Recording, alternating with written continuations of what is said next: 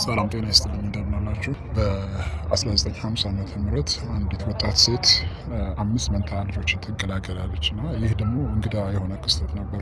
ሚዲያዎችም እዛ ቦታ ላይ ተገኝተው ነበር እና ይሄ የምታዩት ፎቶም የዛኔ የተነሳ ነበር እና እናቲቱ ያው ፎቶ ስትነሳ ፈገግ ብትልም በውስጧ ፍርሃት እና ግራ መጋባት ውስጥ ሆና ነበር። እንግዲህ ባለቤቷም ደግሞ ይህንን ነገር ሲሰማ እኔ ይህንን ኃላፊነት ለመቀበል ዝግጁ አይደለሁም ብሎ ነው ኢሚዲየትሊ ተናግሮ የተለያትና ብቻዋን ለማሳደግ ያው ስትል ብዙዎቹ አትችይም ትሰበሪያለሽ ነበረ በወጣትነቷ። እሷ ግን ቆርጣ ልጆቿን ለማሳደግ ትወስንና 3 ስራዎችን እየሰራች ነበረ ልጆቿን ስታሳድግ የነበረው እና በጣም በድካም ውስጥም ሆና ለልጆቿ ፈገግ እያለች እያጫወተች ነበረ ልጆቿ መከፋፈልና ድካሟን ዝለቷን እንዳያዩ እያደረገች ስታሳድጋቸው ነበረው።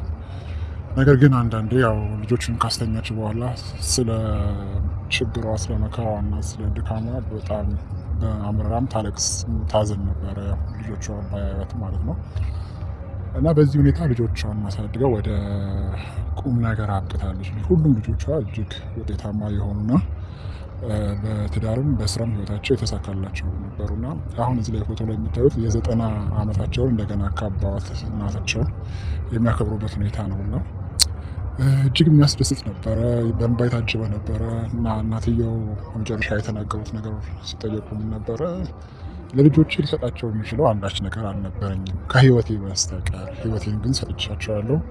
እነሱም መልካም ቦታ ደርሰውልኝ አስደስተውኛል፣ እጅግም ደስተኛ ነኝ ብለው ያው በ90 ዓመታቸው ተናግረዋል። እና ይህንን ሻማ አብርተው ያከበሩበትን ሁኔታ ላጋራቸው ብዬ ነው።